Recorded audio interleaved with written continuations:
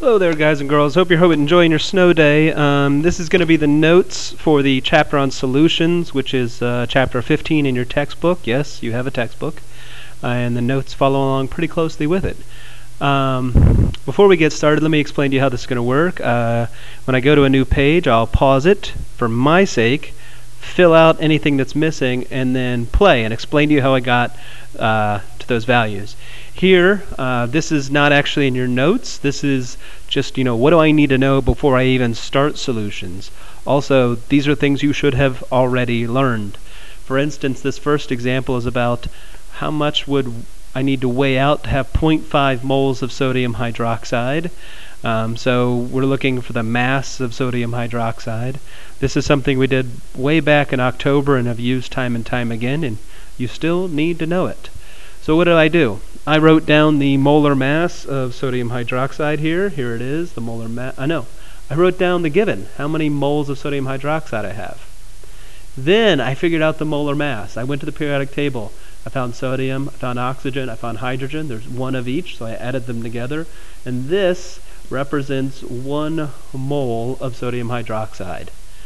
I wrote that as a ratio to convert 0.5 moles into grams, and there I go. I have 20 grams of sodium hydroxide represent half a mole of sodium hydroxide. Another key skill in this chapter is converting volumes from milliliters to liters. We'll be doing this pretty regularly.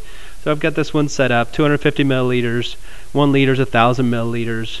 Therefore, that's 0.25 liters. Or if you do sig figs correctly, there's 0 wouldn't be there because there's really only 2 sig figs in the given. And then number 3, it's a percentage question. And all percentage questions are the same. It's what part you care about divided by the total times 100. So this question's about the percentage of zinc. There are 3.7 grams of zinc. And then the bottom is always the total. The denominator is always the total. So I added these together. I got the total. Found the percentage, 6.1% zinc. And I think that's a good answer. All right. If you look at your notes on chapter 15 / in your purple packet, you'll notice there's lots and lots of terms. Let's just kind of run through these terms. Solution, in this case, a solution is a homogeneous mixture. That means that everything is mixed together evenly. It means everything's perfectly mixed together, and all samples taken from that mixture would be identical. There are typically 2 parts to a mixture. There's the solvent and the solute. The solvent is whatever you have the largest quantity of in the mixture, and any of the solutes would be in the smaller quantity. You've probably drank from a bottle of water before. The water was the solvent because most of what was in the water was water. And then any of the trace ions that are in your water, like calcium and potassium that you can't see because they're dissolved, would be solutes. They are dissolved into the water. Some other terms, aqueous solutions. We've done this one a billion times. It means that substance is dissolved in water, like we just said. We're going to use the term like dissolves like a lot later. That means polar will dissolve with polar, but polar will not dissolve in nonpolar. And like I said, we're actually going to really elaborate on that term, like dissolves like, near the end of the notes here. Concentration is actually where we're talking about the quantitative values, the amount. We might do this as a mass percent, like we were just talking about, doing grams divided by grams times 100. And today we're really going to be focusing on molarity, though. Molarity is a brand new term. It's the relationship of how many moles are dissolved over the liters or volume it occupies. And this is what we're going to spend a lot of time on in the next couple minutes. So if that flew by too fast, it'll come right back to you in a minute. These 3 terms, saturated, unsaturated, and supersaturated, are very closely related. Saturated means you have put in the water as much as the water can hold, if water's the solvent. This is the maximum amount. So you keep pouring something into the water and it's dissolving. You keep pouring more into the water and it's dissolving. Eventually you pour too much into the water and it stops dissolving. At the point at which it stops dissolving, it is saturated. If you've poured some in the water and it all dissolves and you haven't reached that limit, then it is unsaturated. And then there's this third term, supersaturated. Supersaturated means you are somehow above the level that should be called saturated. This is usually done by manipulating the temperature. You could warm up the solvent, usually water. You could warm up the water and then allow more ions or more sugar or whatever to dissolve into the water and go above the saturation point so that when you cool it back down, those things may still stay in the water.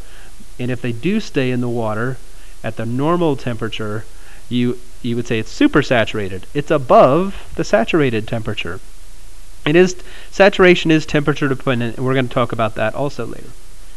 Concentrated and dilute. These are opposites of each other. Concentrated means there's a whole lot dissolved into the solvent. Again, that's usually water that's dissolved into. Dilute means there's very little dissolved into there. We're talking about the adjective here. It's a dilute solution. There's not much in there, not to dilute it. We will also be talking about that today. There's a good visual for concentration and dilute.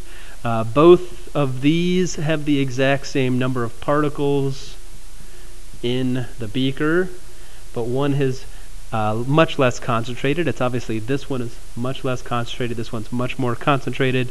So we could say this one is concentrated, this one is dilute. The ions have been spread out or watered down. Here's another example of a dilute solution versus a concentrated solution, which is very obvious because it's colorful. A lot of times in our life, though, the ions don't have color and it's a clear solution. It looks like water.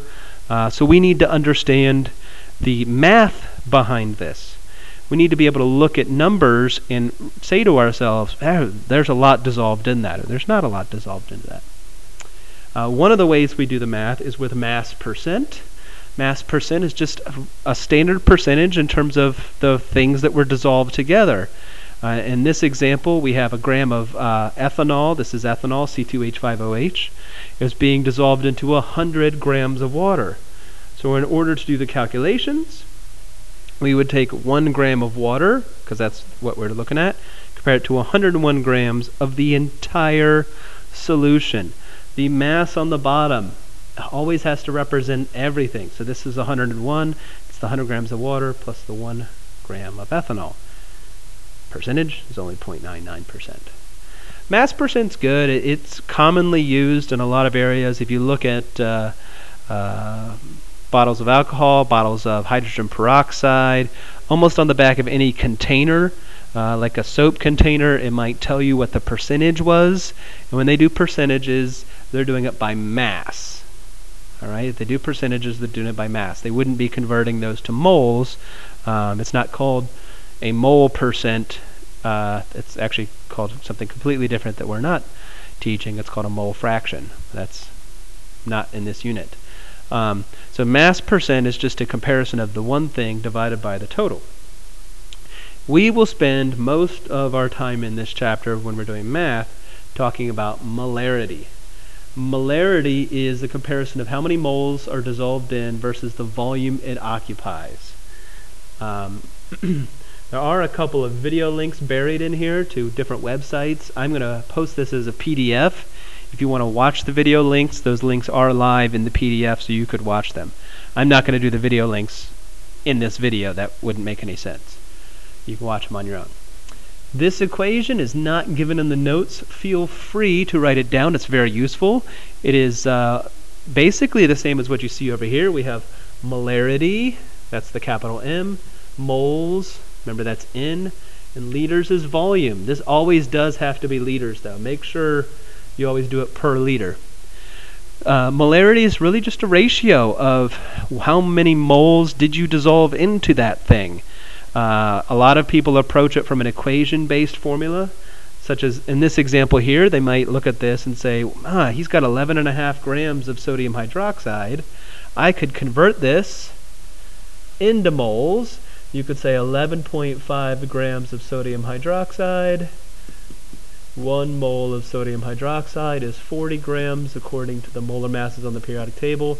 And you would find N, you could plug it in there.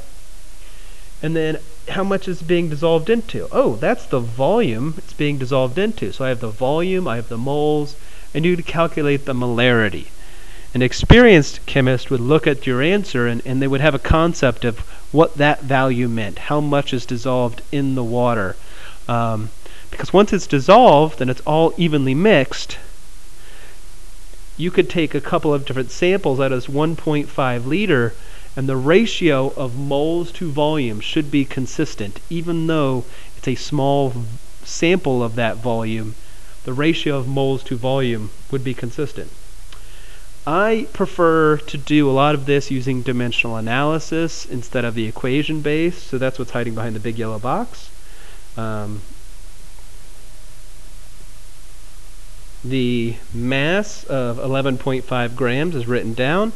Use the molar mass, which I just changed to 40 if you blinked, in 1 mole, and that would change to moles, and I need to have moles divided by liters.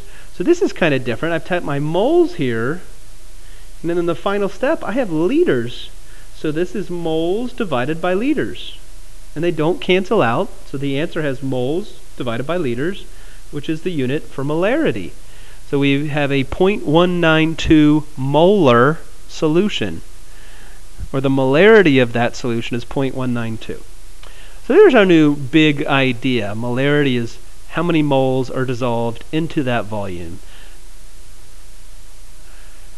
When we dissolve things, quite often those things break apart.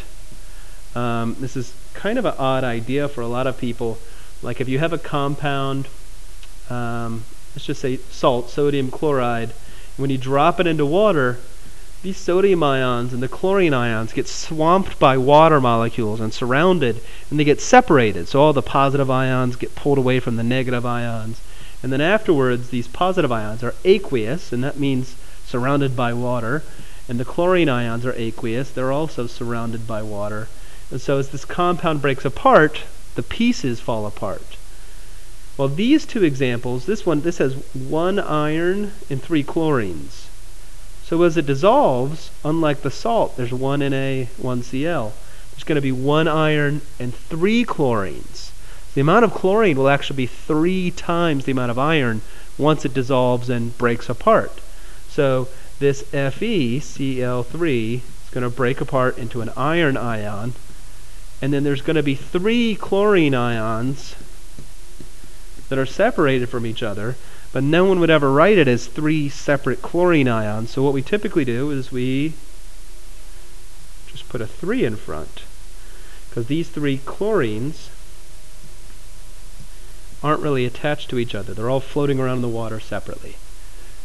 So what's this mean in terms of the molarity? Well, if I was creating a 1 molar solution of the compound, I really made a 1 molar iron solution, and I made a 1 times 3 molar chlorine solution.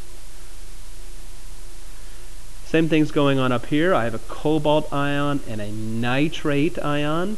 We don't want to break the nitrates apart into the individual elements in the polyatomic ion, because all we're really doing to this compound is dropping it in water and dissolving it. And so the nitrate's not going to break apart from itself, but it will break apart from the cobalt. So the cobalt positive ion and the nitrate negative ions break apart. Here we go. Here's another example. How many silver ions are present in 25 milliliters of silver nitrate? So I approached this from a dimensional analysis perspective. I took the volume in liters and did the molarity, and I have the moles of the compound. And then you could say, well, there's 1 silver in this compound, so there's actually 0.019 moles of silver in the water. Mr. Murphy, Mr. Sangraw, Ms. Hoffman, I'm more of an equation-based person. I don't like dimensional analysis. Well, you could do this with the equation-based. You could say molarity is equal to N over V. So let's plug the values that we have in. 0.75 molar is equal to N over, this always has to be liters. The volume has to be liters. So that's 0.025. Then you cross multiply. You get the same moles. You get the same answer. You just did it using an equation versus using dimensional analysis. One common theme is how do you create a solution? The solution creation, or how do you create a standard solution, a solution whose components are known very well. So we've got a scenario here. Let's say that you want to make a 1 liter solution that's 0.5. How much solid would you weigh out that you would then be diluting down to make this solution? Let's do it with the equation first. We have molarity is equal to N over V. So we have 0.200 molar is equal to N over 1.0 liters. And therefore N is equal to 0.200 moles. We're trying to weigh it out. We don't have a scale that measures in moles, so we would then have to change these moles of potassium dichromate of this compound. We'd have to change these moles into mass, just using the periodic table. Alright? I, again, usually always do it dimensional analysis wise, so I could see everything set up in one problem. I have the volume. I have the molarity written as a ratio because, remember, a molarity is really a ratio of moles to 1 liter. So it's 0.2 moles for every 1 liter. And then this is the molar mass of that compound. So 59 grams. 59 grams would go into, that's the worst volumetric flask I've ever drawn. Let's try that again.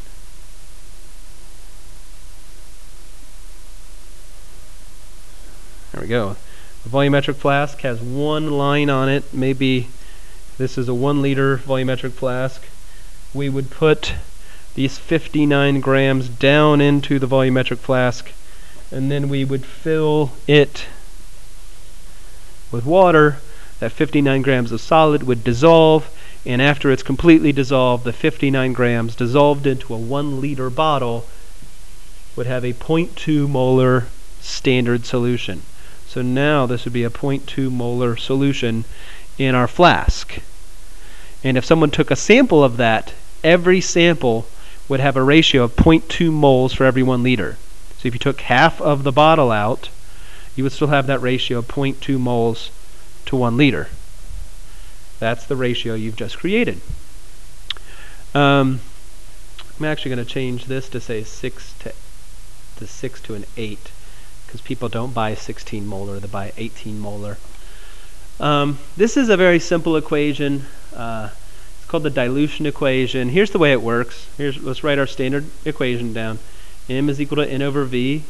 If you rearrange this to equal N, you would say M times V is equal to N. And N is the moles. Let's just draw a little picture here real quick.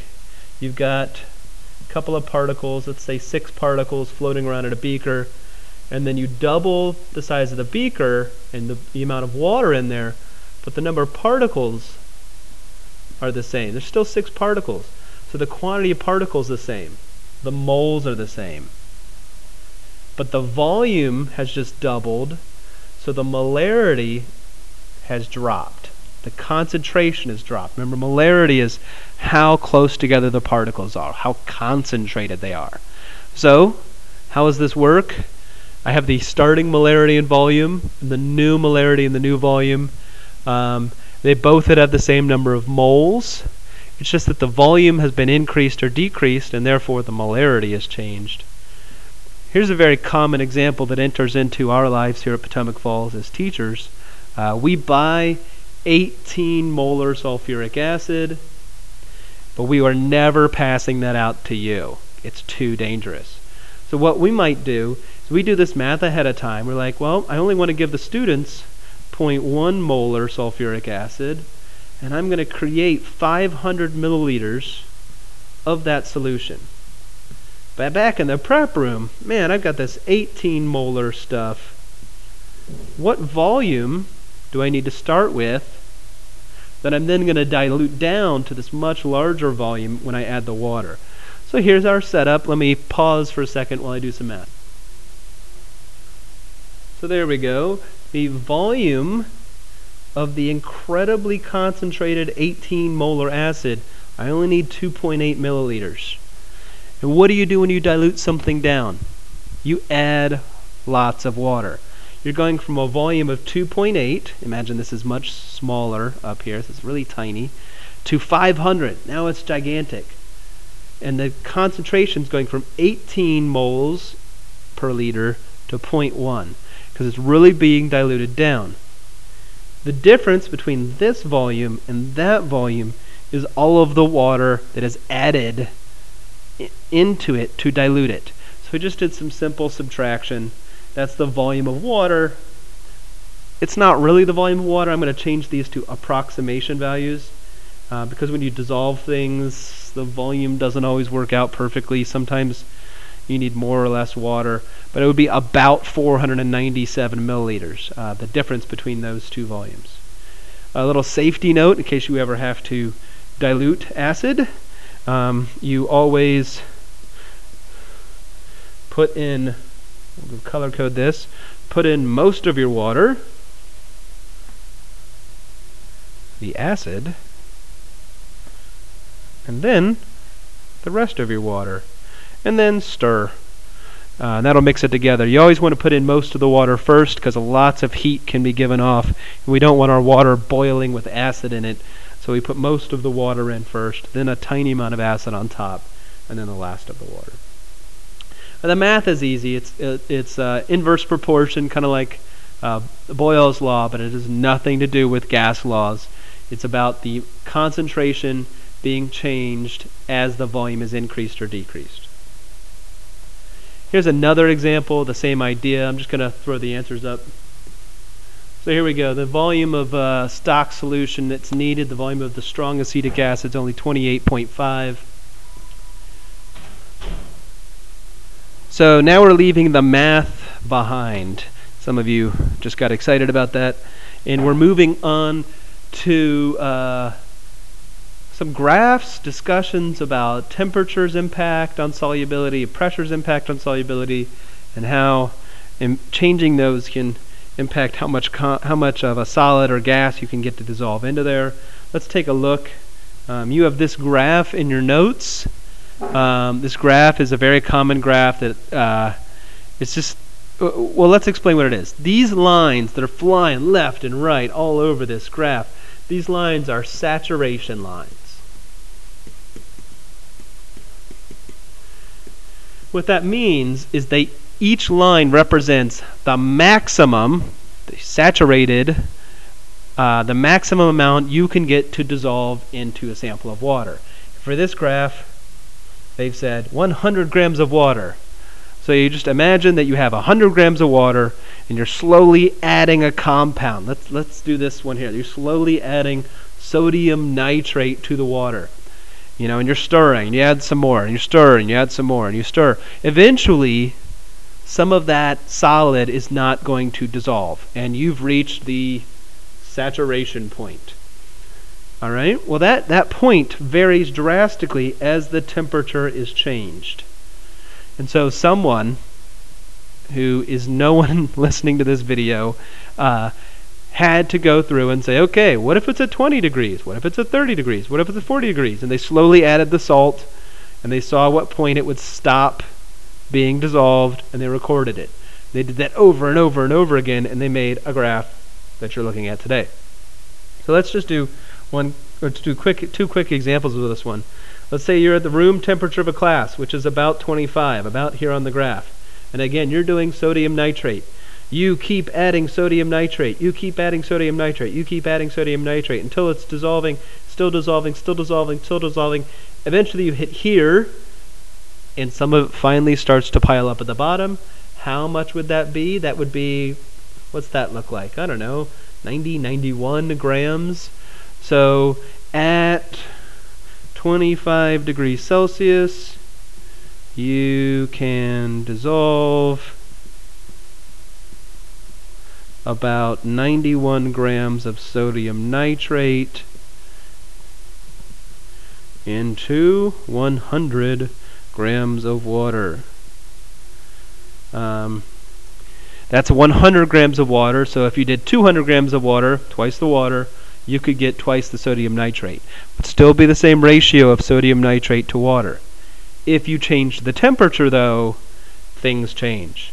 If you went to 50, that is not twice the sodium nitrate. By doubling the temperature, you can't double the mass that dissolves in, for very complicated reasons I'm just not going into right now.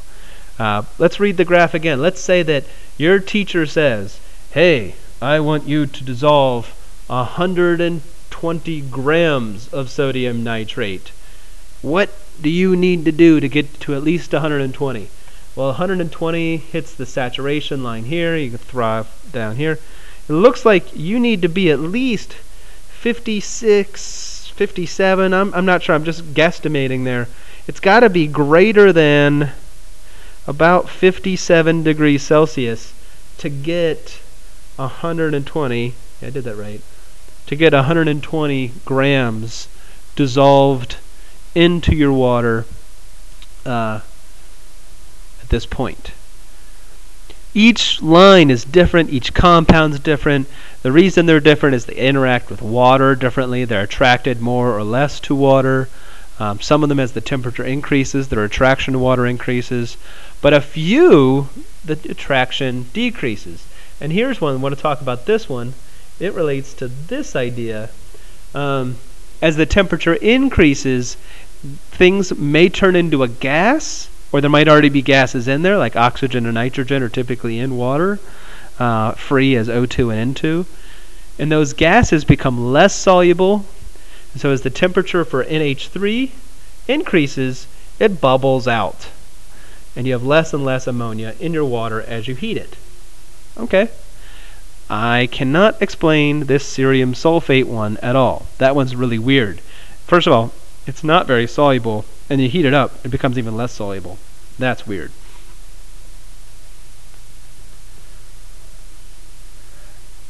So you need to be able to use this graph. You're going to have a couple questions, on the next couple homework assignments where you're looking at the graph and reading it. You find your temperature, you find the mass, you find the substance, read carefully. You can do it. Solubility. For solubility, we're going to be comparing 4 types of substances. We'll be comparing ionic compounds, polar compounds, non-polar compounds, and alcohols. And you do still need to be able to draw a Lewis dot structure and say, hey, this molecule is polar. For some of the really complicated non-polar ones, though, we'll tell you it's non-polar. For alcohols give themselves away in the name. This is an alcohol. This is an alcohol. You could tell by the ending, they both end in ANOL. So methanol, ethanol, propanol, butanol, these are organic compounds that we call alcohols. These are not the types of alcohols you've probably heard of. One thing I really like to use is a little phrase I call IPAN.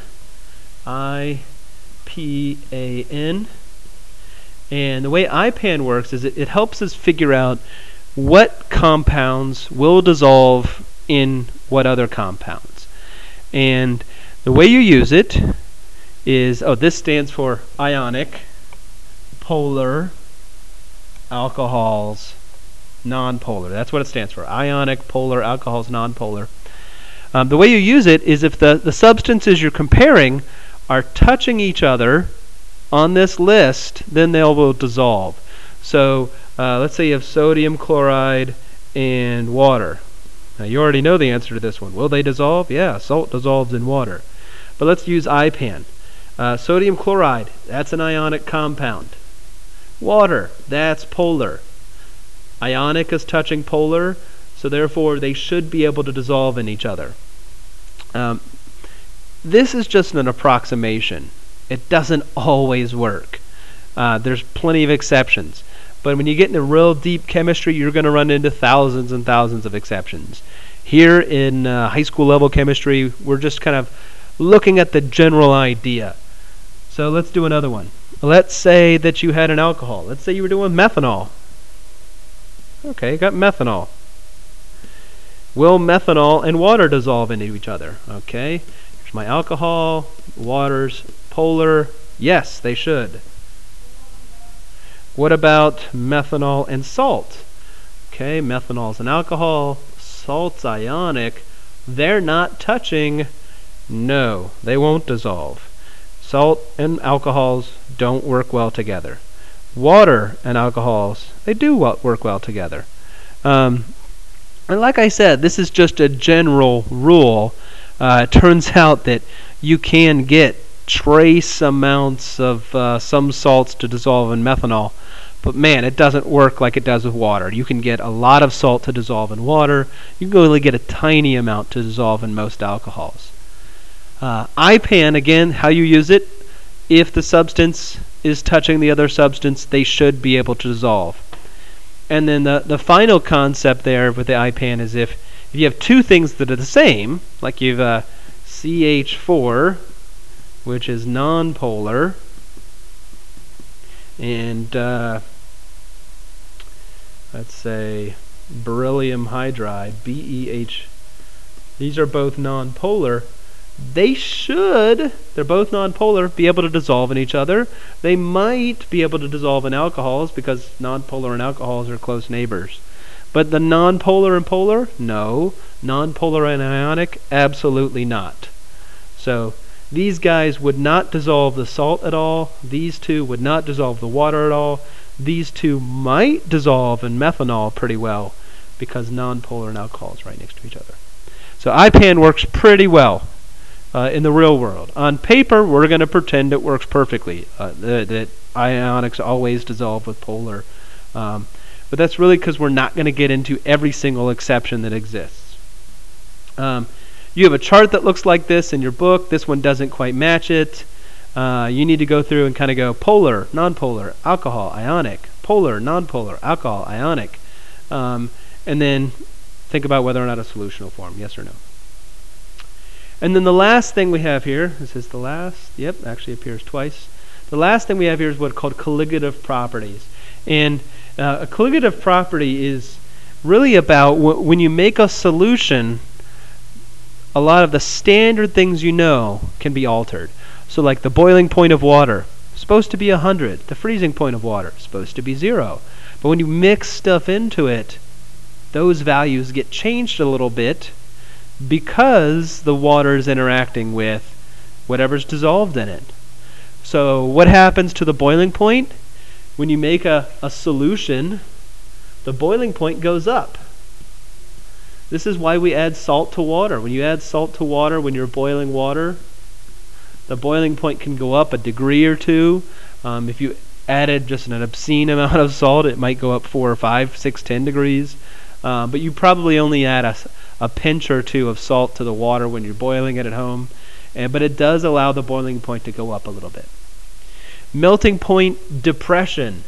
When you put salt on ice, it changes the melting point. It lowers the melting point of the ice. And it ends up melting it. Especially, let's say, well, we know that the melting and freezing point of ice is 0 degrees Celsius. We add salt to it, and there's several different types of salt. Sometimes they add sodium chloride, sometimes magnesium, sometimes calcium chloride. These salts can lower the freezing point to maybe negative 2 degrees Celsius, maybe even negative 8 degrees Celsius. And if the temperature of the road is right around this point, and you add that salt, the salt's going to lower what would be the freezing point. And now, since the temperature's still up here, and you just lowered the freezing point, it's going to turn back into a liquid. The salt is going to turn the ice back into a liquid because its freezing point just went down, and it's not going to be frozen anymore because it's still at 0 degrees Celsius. Kind of a weird idea. Also, vapor pressure and osmotic pressure. Vapor pressure is you have, let's say you have a beaker, and the water molecules inside the beaker are moving around, right? And every once in a while those water molecules break free, and they exert some pressure in the air. We call that a vapor pressure. When you put salt into this mixture, it reduces the vapor pressure, again, for the same reason. it's the melting point and boiling point. The salt that you put into the solution interacts with those molecules and ends up keeping them in the solution. So the pressure decreases from the vapors. And then osmotic pressure. Osmotic pressure is the idea that you have a, well, you have to remember osmosis. Osmosis is the idea that things can go back and forth through some sort of membrane or barrier, like a cell wall or just some semi-permeable membrane. If you have a salt on one side, let's pick a different ion. Sodium is too small. Let's say you have something very big, like cesium chloride on one side. Cesium chloride might not be able to go back and forth, but the water can go back and forth. And so what will happen is that the water on this side will flow through and try to dilute this down.